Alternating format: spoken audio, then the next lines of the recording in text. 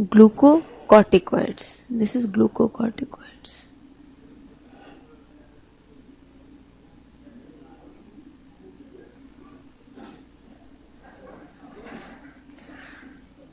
This is the glucocorticoids. And now the glucocorticoids, the first hormone released is cortisol. Okay. And the primary stimulus for this is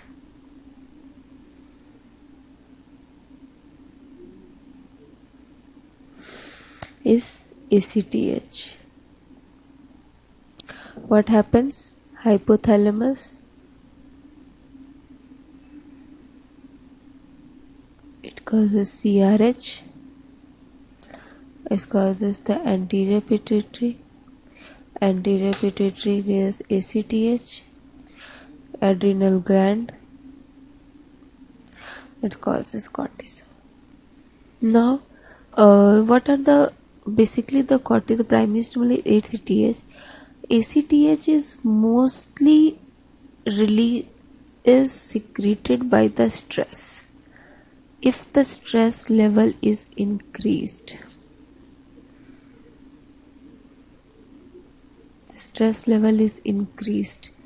this will cause the increase in the level of ACTH.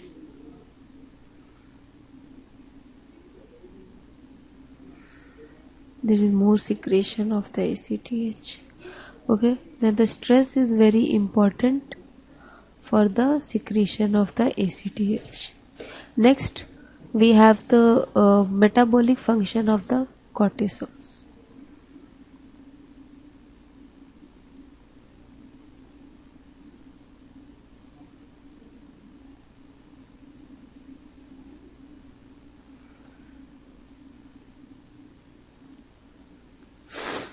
So whenever we study for the metabolic functions, we deal about the three aspects of the all the nutrients, that is carbohydrates, proteins and the fats. So we will discuss one by one कि कैसे carbohydrate पे काम करता है, कैसे protein पे काम करता है और कैसे फैट पे काम करता है. तो हम एक एक करके देखेंगे कि कॉर्टिसोल का रिएक्शन कैसा है. ठीक है, तो हम सबसे पहले देखेंगे कार्बोहाइड्रेट पे.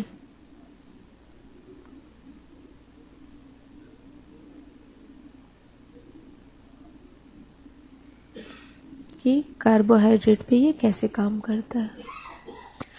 तो कार्बोहाइड्रेट कॉर्टिसोल में ये क्या करता है, ये ब्लड ग्लूकोज लेवल को बढ़ाता है.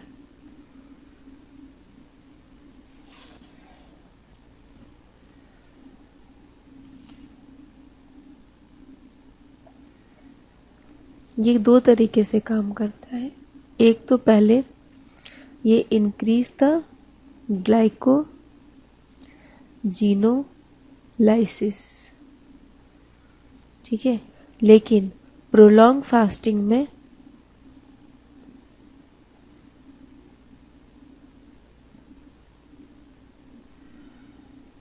there is decrease in glycogenolysis. ठीक है, and again it does the gluconeogenesis.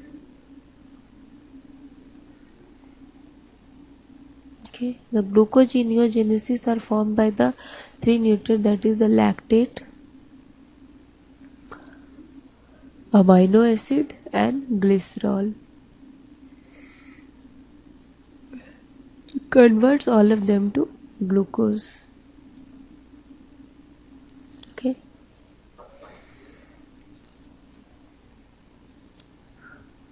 the growth hormone, then what happens? Then metabolic function of the cortisol. So what it does, the carbohydrate, it increase the blood glucose level, it causes the increased glycogenolysis, and how, by maintaining the blood glucose level, it has to go through the two different pathways. One is glycogenolysis and what is gluconeogenesis. Glycogenolysis means glycogen is converted to glucose. Okay, ठीक है, this is glycogenolysis. Okay, but when there is prolonged fasting, if the fasting it continues for several days, then it causes decrease in glycogen. This is an exception for this. Okay, now the secondary कि किसी भी तरह से इसको glucose बनाना है body में, तो एक तो तरीका ये होगा कि ये ग्लाइकोजन को तोड़ के ग्लूकोज बनाएगा, एक तरीका ये है, और दूसरा ये है कि ये ग्लूकोज को दूसरे नॉन कार्बोहाइड्रेट सोर्सेस से बनाएगा. तो दीज आर क्या है, ये क्या है, नॉन कार्बोहाइड्रेट सोर्सेस, उससे ग्लूकोज बनाएगा, उससे क्या करेगा, ये ग्लूकोज बनाएगा. ठीक है, तो इसको कहते हैं ग्लूकोनियोजेनेसिस. ठीक है, अब हमने पढ़ा था कि ग्रोथ हार्मोन जो था वो क्या करता है, it increase the blood glucose level.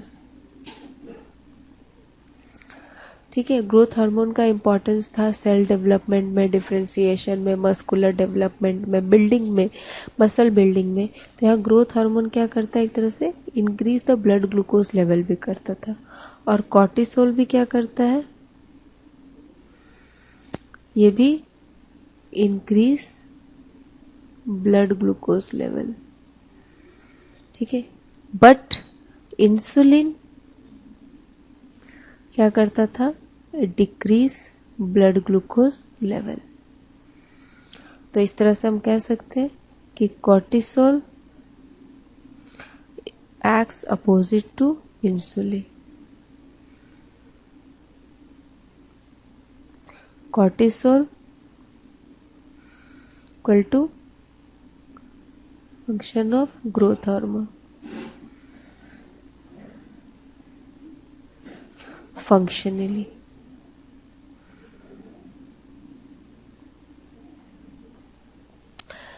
so this is just the metabolism of the glucose pathway.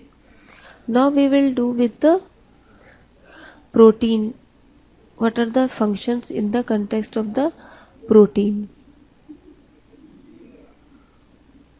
अब प्रोटीन में ये कैसे करता है, तो प्रोटीन में ये करता है प्रोटियोलाइसिस. प्रोटियोलाइसिस क्या होता है, प्रोटीन का ब्रेकडाउन. तो कैटाबॉलिज्म ऑफ प्रोटीन हाइड्रोलाइसिस.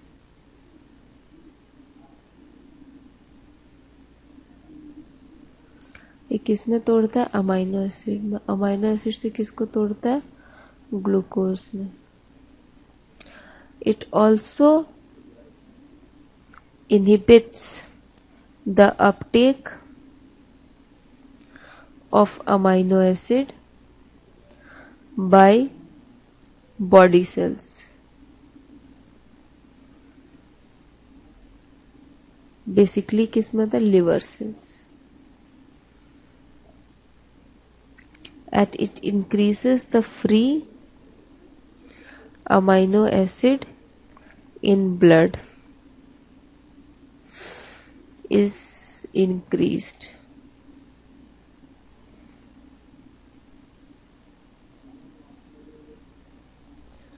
तो प्रोटीन के रिस्पेक्ट में ये कैसे हेल्प करता है, ये प्रोटीन का प्रोटियोलाइसिस करता है. प्रोटीन का प्रोटियोलाइसिस करता है.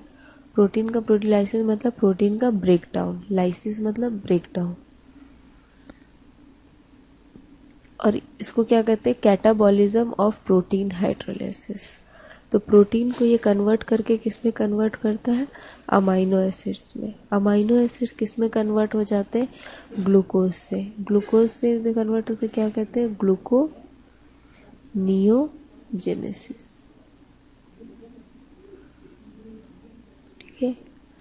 और ये क्या करता है, ये अगर अमाइनो एसिड्स फ्री अगर ब्लड में है तो ये क्या करेगा कि ये मसल सेल्स में, लिवर सेल्स में चले जाएंगे, लेकिन ये इसके अपटेक को इनहिबिट करता है, inhibit the Uptake of amino acid by the liver cells. तो इससे क्या होता है कि सर्कुलेशन, ये अगर सर्कुलेशन है चारों ओर, और this is the liver cells,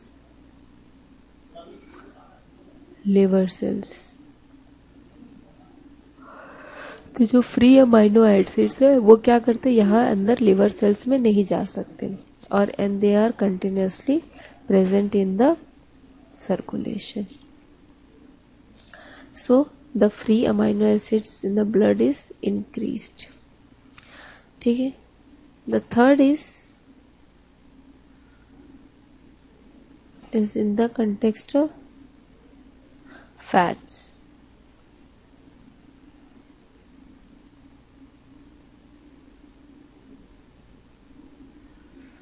fats पे ये कैसे करते हैं,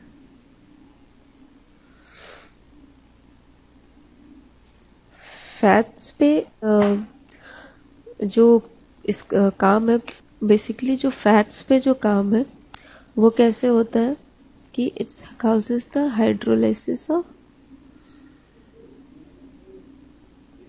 फैट्स।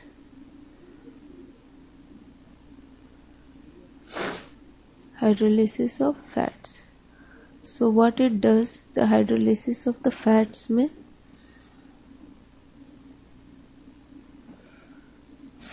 ये फैटी एसिड्स में तोड़ता है और ग्लिसरॉल में। ठीक है। It causes the redistribution of stored fat.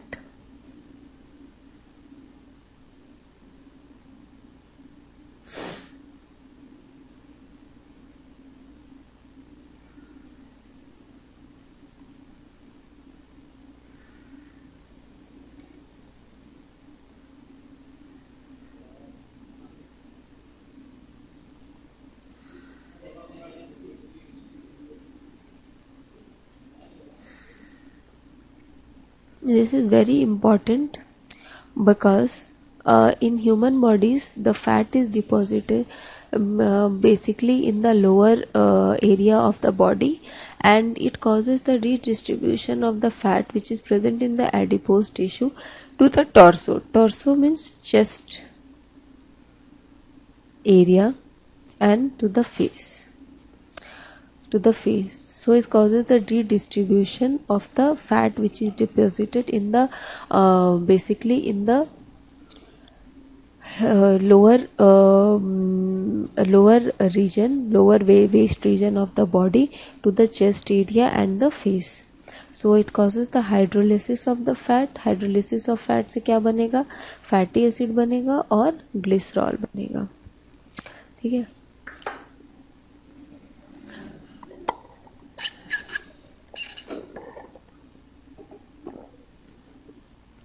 तो ये दो तरह से इसके फैटी एसिड्स और ग्लिसरॉल दोनों ही बनेंगे। उस केस में क्या होता है कि ये डिस्ट्रीब्यूशन ऑफ स्टोर्ड फैट होता है एडिपोज टिश्यू से, और ये एडिपोज टिश्यू इस फैट को रीडिस्ट्रीब्यूट करता है upper torso area and the face area, so that हम देखेंगे कि अगर इस हार्मोन का सिक्रीशन ज़्यादा होता है तो कॉर्टिसोल में, तो देखेंगे उन पेशेंट्स में जो फेस है वो बहुत बड़ा होगा, and that is like moon face, and the torso area is also increased. So we can do the functions of the total functions of the cortisol is like that. We can form cortisol It causes the in the adipose tissue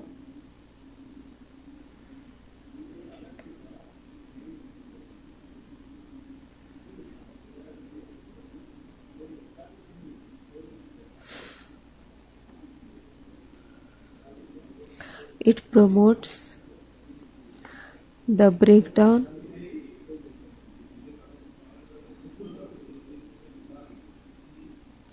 of fat in the adipose in the bone. It causes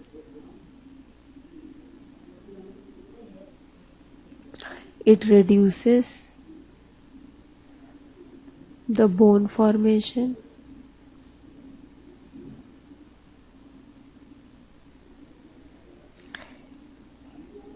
liver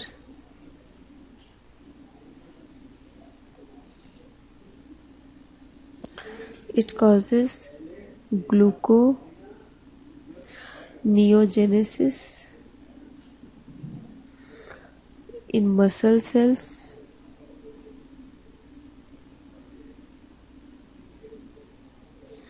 It causes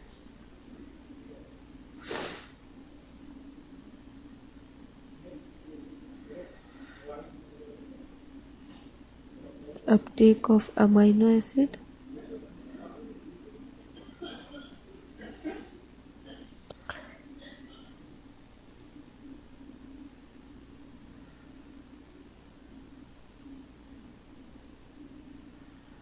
Pancreas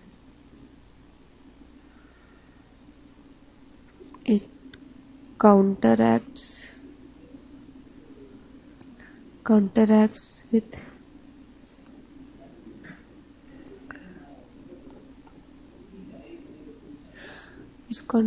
with insulin.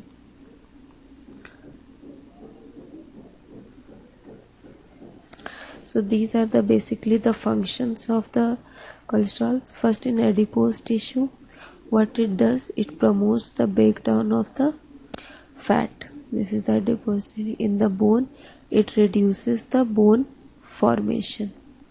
In liver, it causes the gluconeogenesis for the glucose synthesis.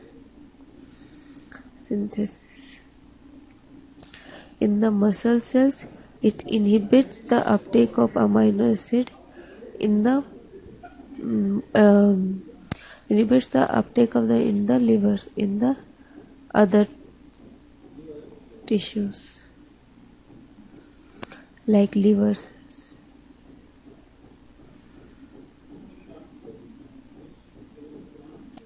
In the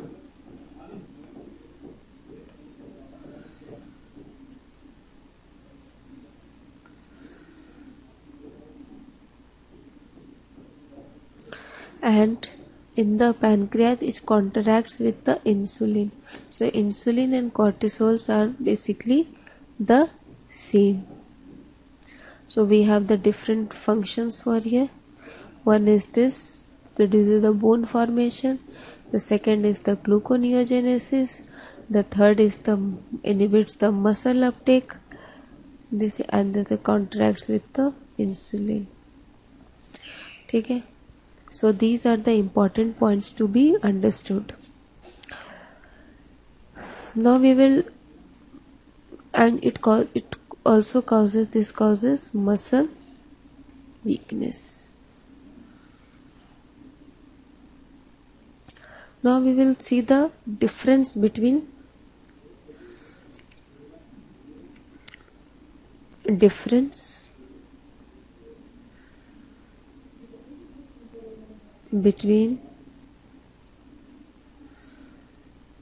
cortisol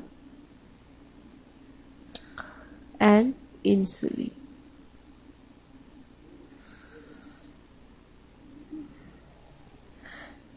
Cortisol, what it does, it increases the blood glucose level. It decreases the blood glucose level. It causes proteolysis. It causes protein synthesis.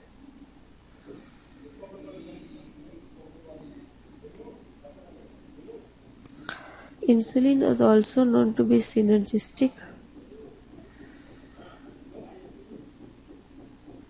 with growth hormone.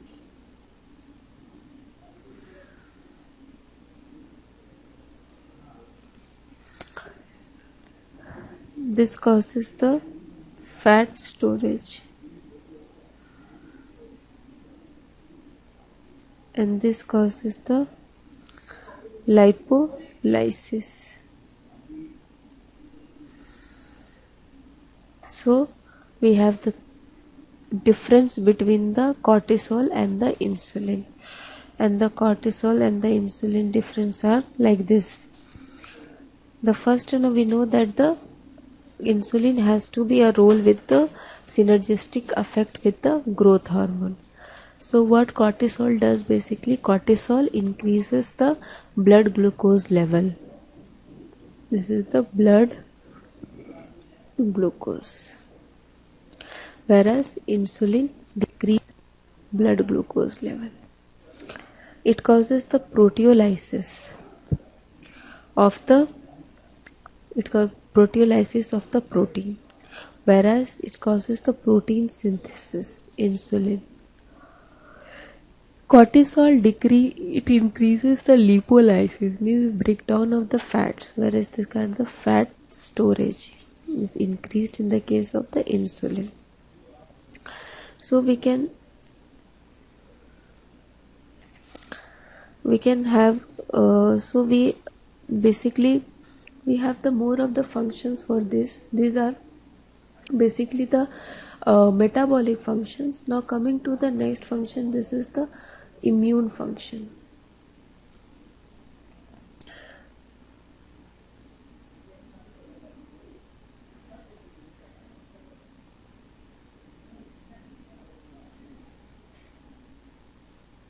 Immune function of cortisol.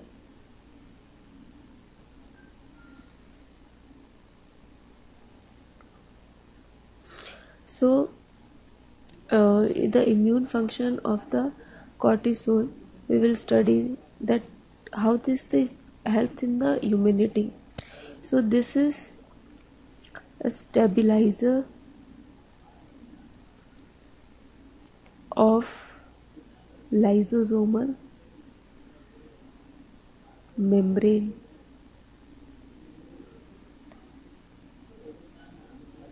in mast cells.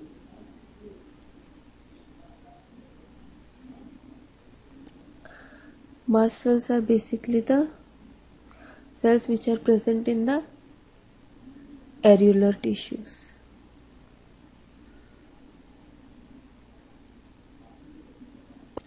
And what it releases? Histamine. This is as a type of vasodilator. Is called as inflammation.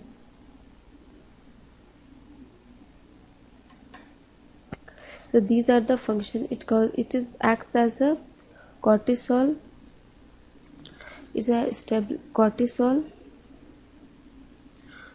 acts as a stabilizer of the lysosomal membrane in the mast cells. जो lysosomal membrane है in the mast cells, उसको stabilise करता है, मतलब उसको टूटने से रोकता है. क्योंकि जब मास्ट सेल्स जब टूटता है, मास्ट सेल्स जब ब्रेक करते हैं, कोई भी इन्फेक्शन आया, कोई भी फॉरेन मटेरियल है, उसके प्रेजेंस में the first line of the defence जो है, तो histamine रिलीज होती है. Histamines are basically the chemicals released by the mast cells and it acts as a vasodilator. Vasodilator का मतलब ये कैपिलरीज इतनी है तो ये डायलेट होके फिर इतनी हो जाएगी. This is vasodilation. रिलीज करना है, ठीक है. तो and it causes inflammation. When there is inflammation means basically swelling and redness.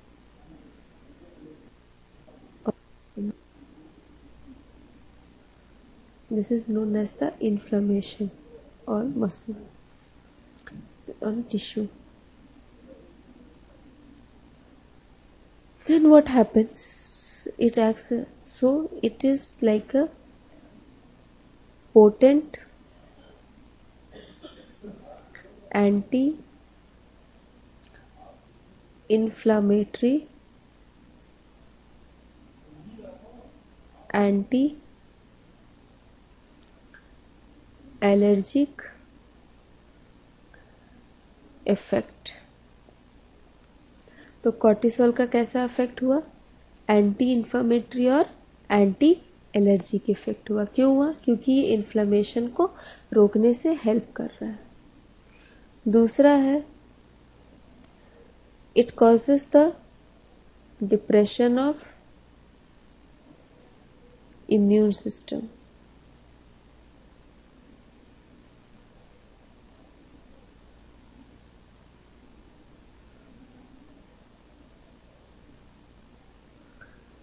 Because cortisol destroys immunoglobulins.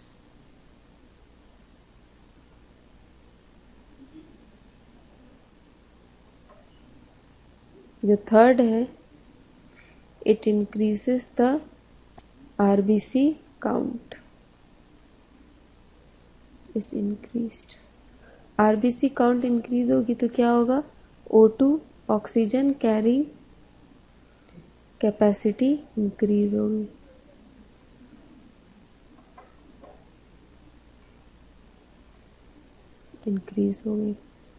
तो we have three functions we have there. First of all, the immune function, it acts as the stabilizer of lysosomal. मतलब जो sales का जो lysosomal membrane है उसको stabilise करता है, उसको तोड़ने से बचाता है. क्योंकि जब मास सेल्स टूटती हैं तो उससे जो कंपाउंड रिलीज होता है उसको कहते हैं हिस्टामाइन. ये एक तरह वैसोडाइलेटर का काम करता है और ये फिर इन्फ्लेमेशन करता है. इन्फ्लेमेशन क्या होता है? स्वेलिंग और रेडनेस ऑफ द टिश्यू. तो एक तरह से ये एंटी इन्फ्लामेटरी काम करता है और anti allergenic effect. Depression of immune system, ये इम्यून सिस्टम को डिप्रेस कर देता है, मतलब इम्यून सिस्टम को डिप्रेस कर देता है. The third count is the RBC count. RBC count को इंक्रीज कर देता है और ऑक्सीजन कैरिंग कैपेसिटी को इंक्रीज करता है. तो इनके पास तीन डिफरेंट पोटेंसी आ गई. सबसे पहला तो ये एंटी इन्फ्लेमेटरी इफेक्ट किया, दूसरा डिप्रेशन किया, इम्यून सिस्टम को ही डिप्रेस कर दिया. थर्ड क्या किया? आरबीसी काउंट बढ़ा दिया. तो आरबीसी का काम क्या है कि वो ऑक्सीजन को कैरी कर सके. तो the more the number of the RBC and the more the oxygen carrying capacity. So what happens? The oxygen carrying capacity is more in the case of the when there is increase in the level of the cortisol. So if this has almost these kinds of the uses, then it is misused also. The misuse is in the case of the doping. Doping में doping क्या होता है? जो athletes होते हैं वो क्या करते हैं? स्टेरॉइड्स का इंटेक करता है, जो उनकी ओरिजिनल या बेसल जो पोटेंसी है उससे कई ज़्यादा बढ़ा देती है. अगर कोई एथलीट 10 किलोमीटर दौड़ सकता है तो वो उस केस में उसी टाइम पे अब 15 किलोमीटर दौड़ सकता है. तो इसका मतलब ये हुआ कि इंसान वही है, सिर्फ एक स्टेरॉइड लेने के मात्र से उसकी एफिशिएंसी बढ़ गई. कैसे बढ़ गई? तो misuse of cortisol. So this is basically in the case of doping. Doping एक ऐसा चीज है, ये क्या लेता है? स्टेरॉइड्स.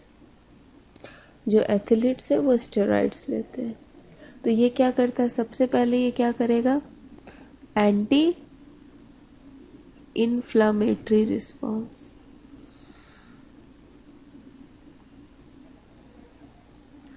दूसरा क्या करेगा? It increase the RBC count. RBC count जैसे करेगा क्या होगा? ऑक्सीजन कैरिंग कैपेसिटी इंक्रीज हो जाएगी. ओके. तीसरा काम क्या है? Blood glucose level. Blood glucose level क्या होगा, इंक्रीज होगा। इसलिए इंक्रीज होगा क्योंकि कॉर्टिसोल क्या करता था, ब्लड ग्लूकोज के लेवल को बढ़ाता था।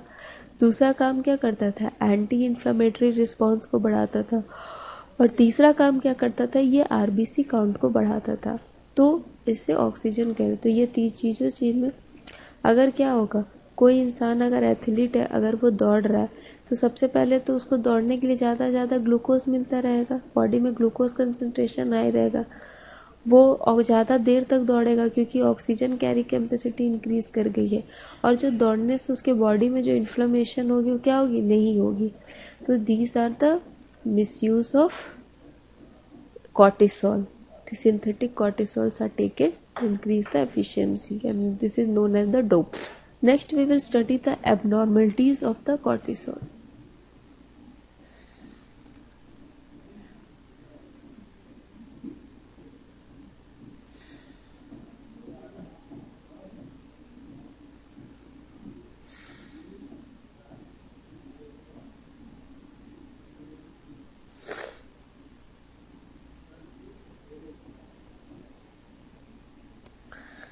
The hyper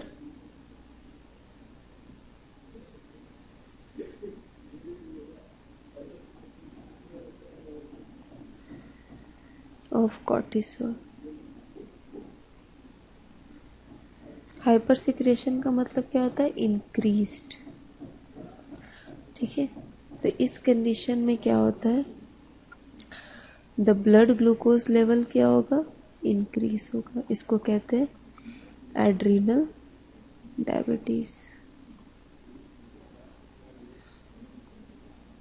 दूसरा क्या होगा, क्योंकि हमने पढ़ा था कि ब्लड ग्लूकोज लेवल किसका काम है, इंक्रीज करने का, ग्लाइकोजन का। ठीक है, तो वो कहाँ से प्रोड्यूस होती थी, पैनक्रियाज का। और जब इंसुलिन की कंसंट्रेशन इंक्रीज डिक्रीज होती थी तो उस केस में उसको कहते थे दीज, वो क्या होता था, पैनक्रियाटिक डायबिटीज उसको। लेकिन यहाँ पर जो ब्लड ग्लूकोज है वो क्या हो रहा है, एड्रीनल डायबिटीज।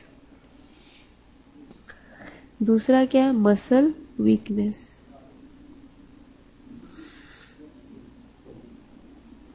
थर्ड क्या होगी, डिक्रीज्ड इम्यूनिटी।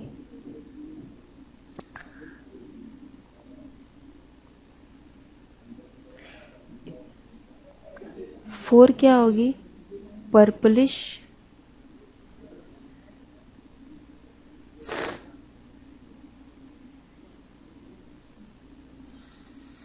स्ट्राई। किससे क्या होता है, collagen breaks, there is decrease in protein. ठीक है, fifth is more redistribution of fat। तो कैसा हो जाता है मुंह, ज़्यादा डिस्ट्रीब्यूशन होगा फैट्स का तो मून फेस क्या होता है, moon face. And buffalo torso. तो ऐसे पेशेंट्स में देखा गया कि ये मून फेस होंगे या बफेलो टॉर्सो होंगे। और इस डिजीज को हम लोग क्या कहते, किस नाम से कहते हैं, Cushing syndrome. Cushing a scientist थे, उनके नाम पे उन्होंने फाइंड किया था और इसके कहते हैं Cushing syndromes.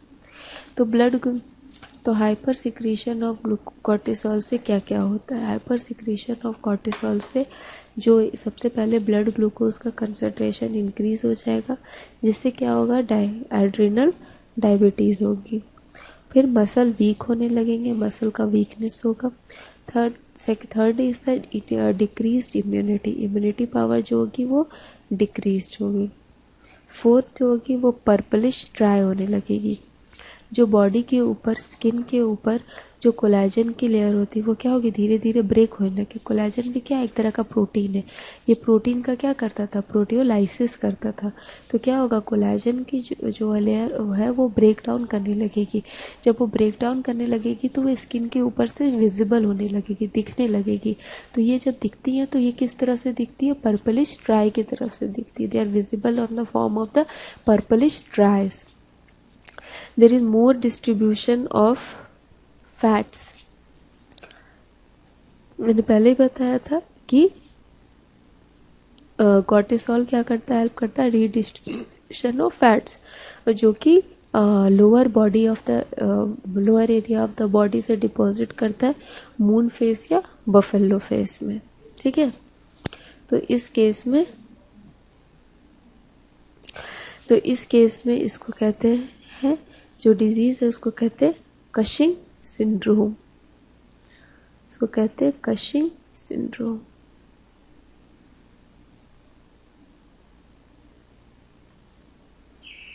Okay, so this is very important,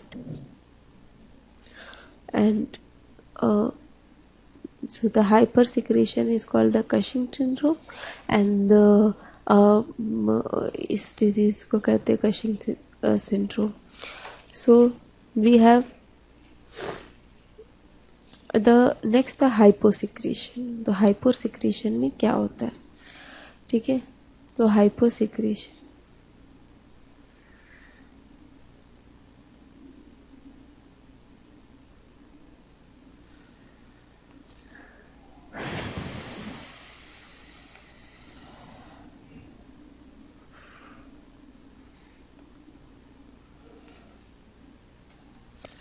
इसको कहते हैं हाइपो एड्रेनलिज्म। तो इस केस में क्या होता है, decrease aldosterone and decrease cortisol, दोनों ही होंगे डिक्रीज। ये क्या करेगा, हाइपर कैलीमिया इफेक्ट करेगा।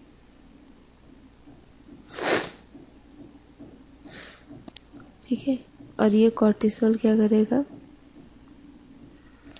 Inability of blood glucose level maintenance,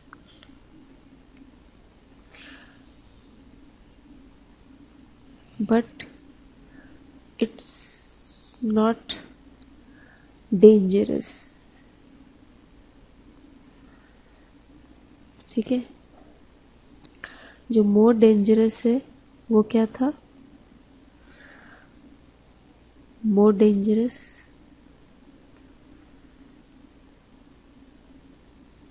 effect जब हाइपोथैलेमस से CRH anterior pituitary, ACTH,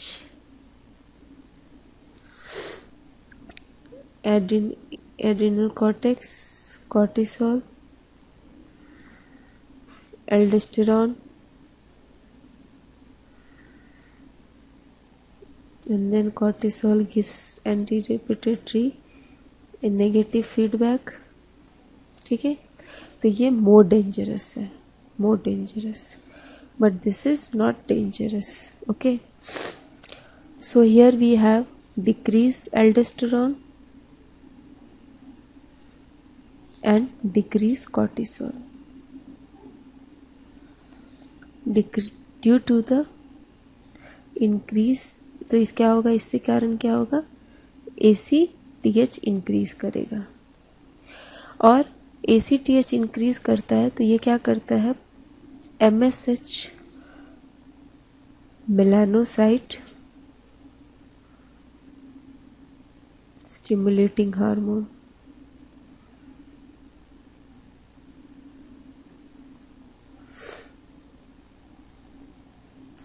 ये क्या करता है, इसकी सिंथेसिस इंक्रीज, जिससे क्या होता है, ब्रोंज पिगमेंटेशन, ब्रोंज पिगमेंटेशन।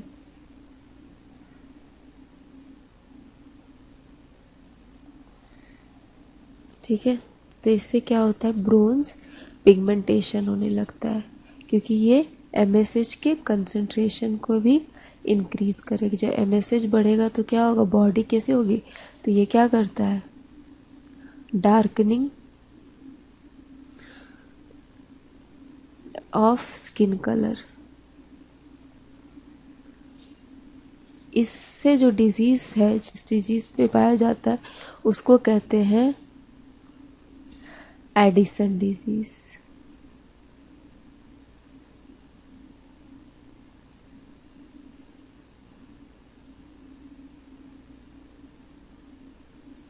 समझ में आया? तो दिस इज एडिशन डिजीज में क्या होगा, ये एक एल्डोस्टेरोन भी कम होगा और कॉर्टिसोल भी कम होगा, जिसके कारण क्या होगा, ACTH इंक्रीज करने लगेगा। और ACTH इंक्रीज करेगा तो क्या होगा, MSH को भी इंक्रीज करने लगेगा, जिससे क्या होगा, ब्रोंज पिगमेंटेशन होने लगेगा।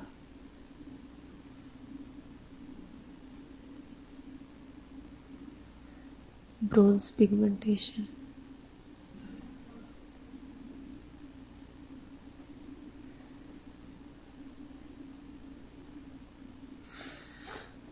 तो ये बहुत इम्पॉर्टेंट है इस रिस्पेक्ट में कि इन दोनों कंडीशन में क्या होगा, ये हाइपर कैलेमिया होने लगेगा, क्योंकि ये क्या है, हाइपोसिक्रीशन। तो एल्डोस्टेरोन नहीं रहेगा तो सोडियम और वाटर ब्लड में रीअब्जॉर्ब नहीं होंगे, तो रीअब्जॉर्ब नहीं होंगे तो पोटेशियम भी कम सिक्रीट होगा, तो पोटेशियम सीरम में या ब्लड में ज़्यादा बना रहेगा, तो कंसंट्रेशन इसकी बहुत ज़्यादा इंक्रीज रहेगी। ठीक है, अब हम आते हैं एड्रिनल एंड्रोजेंस पे।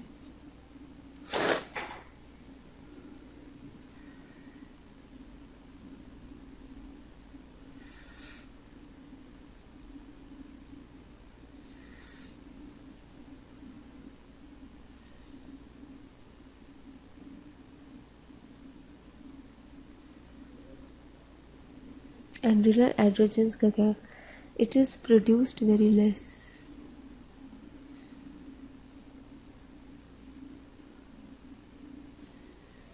It has an anti-aging activity effect. If excess, ये क्या करता है, फीमेल्स में विरिलिज्म पैदा करता है। विरिलिज्म का मतलब होता है मेल सेकेंडरी सेक्सुअल कैरेक्टरिस्टिक्स।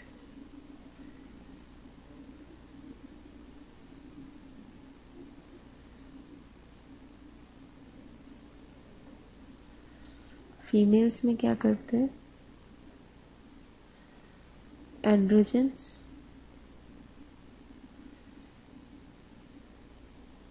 यही बनाता है ईस्ट्रोजन,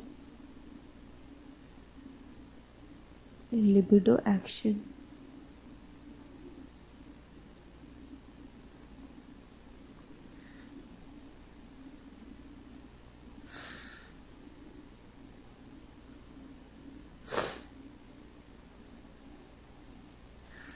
और इट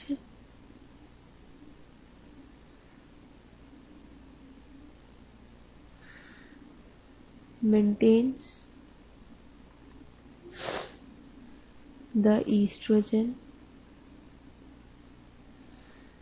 level after menopause,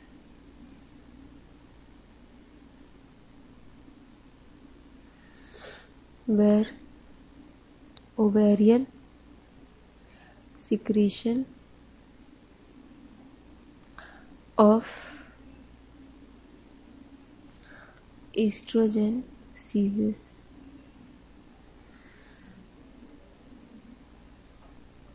तो ये सबसे पहले क्या करता है, ये एंटी एजिंग इफेक्ट देता है। दूसरा ये क्या करता है, अगर ये एक्सेस हो जाता है फीमेल्स में तो विरिलिज्म कर रहा था। Virilism is the secondary sexual characteristics of male. Females में These androgens are converted into estrogens and libido action or the sex drive. ठीक है. It maintains the estrogen level after menopause where ovarian secretion of estrogen ceases. That's why post menopausal women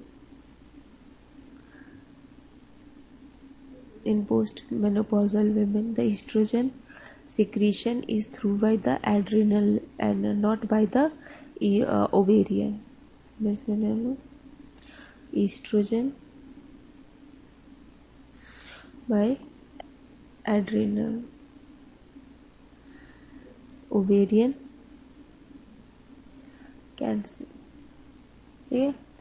That's why the effects of the estrogen after the menopause is not like that. If अगर एक women है और menopause attend कर चुकी है तो इसका मतलब ये नहीं कि उसकी बॉडी में ईस्ट्रोजन का कंसंट्रेशन डिक्रीज हो जाएगा. ईस्ट्रोजन का कंसंट्रेशन भी मेंटेन रहेगा, बट ये ईस्ट्रोजन अब कहाँ से सिंथेसाइज होगा? एड्रिनल से होगा, ओवेरियन से नहीं होगा. तो in this case we can say कि ईस्ट्रोजन के जो फंक्शंस है आफ्टर जो मेनोपॉज वो कहाँ से मेंटेन होते हैं? वो एड्रिनल से होते हैं, ओवेरियन से नहीं होते. तो एक CSR का there is a one very good question in CSIR which has come.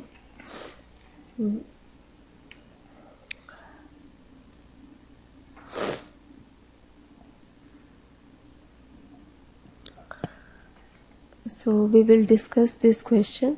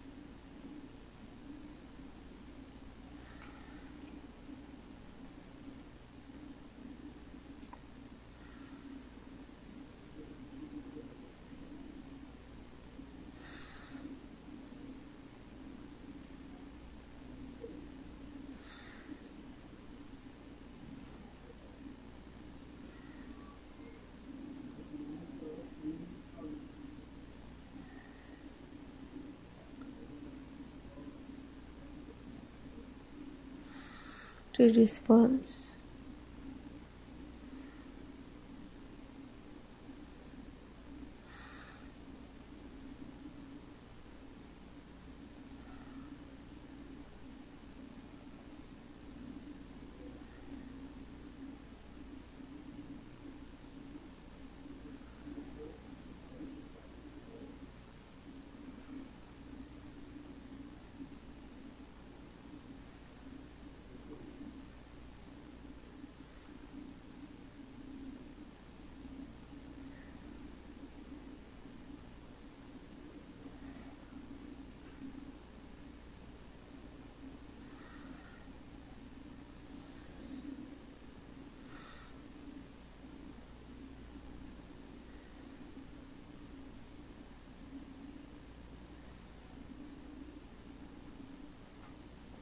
So this is this regulation of, this is basically the regulation of hypothalamo pituitary axis,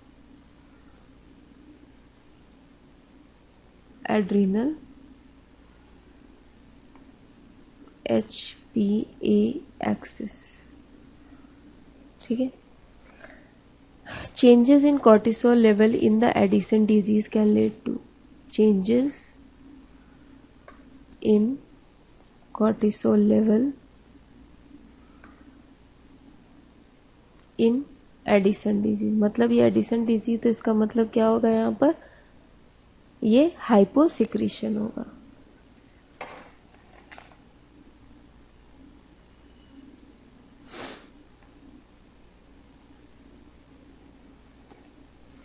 तो पहला ऑप्शन है सप्रेस्ड, पहला ऑप्शन है suppressed immune system,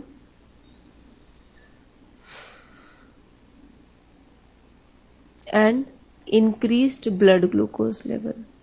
तो ये तो possible है नहीं, क्योंकि कॉर्टिसोल लेवल ये हम देख रहे हैं ब्लड ग्लूकोज लेवल को इंक्रीज करता है, लेकिन ये यहाँ पे इनहिबिट कर रहा है। तो ब्लड ग्लूकोज लेवल को कॉर्टिसोल निकालता है, लेकिन and it decrease the immune system and increased blood glucose level Addison disease में। तो एडिसन डिजीज में क्या कॉर्टिसोल का डेफिशिएंसी है, तो ब्लड ग्लूकोज लेवल इंक्रीज नहीं रहेगा, डिक्रीज रहेगा, और इम्यून सिस्टम क्या हो जाएंगे, इंक्रीज हो जाएंगे। तो ये ऑप्शन क्या हुआ, रॉन्ग। दूसरा, गेन ऑफ बॉडी वेट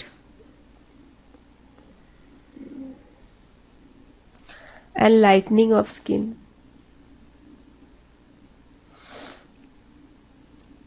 तो क्या होगा, गेन ऑफ बॉडी वेट, क्योंकि ये ग्रोथ हार्मोन को इंक्रीज कर रहा है, ठीक है, लेकिन बॉडी वेट तो गेन कैसे नहीं होगा, क्योंकि ये कॉर्टिसोल तो है ही नहीं, तो बॉडी वेट इंक्रीज नहीं होगा। और लाइटनिंग ऑफ स्किन, कॉर्टिसोल क्या करता था, जब कॉर्टिसोल का कंसंट्रेशन एड्रेनोड्रोस का कंसंट्रेशन दोनों का डिक्रीज हो जाता था, तो एमएसएच एसीटीएच इंक्रीज हो जाता था। तो जो एसीटीएच इंक्रीज करता था वो क्या करता था, एमएसएच को इंक्रीज करता था। ये हमने पढ़ा था, ये एमएसएच को इंक्रीज करेगा। तो क्या होता है, डार्कनिंग ऑफ स्किन होती थी। तो यहाँ हम लाइटनिंग ऑफ स्किन, ये option is wrong. Third is increased blood glucose level and increased immune system.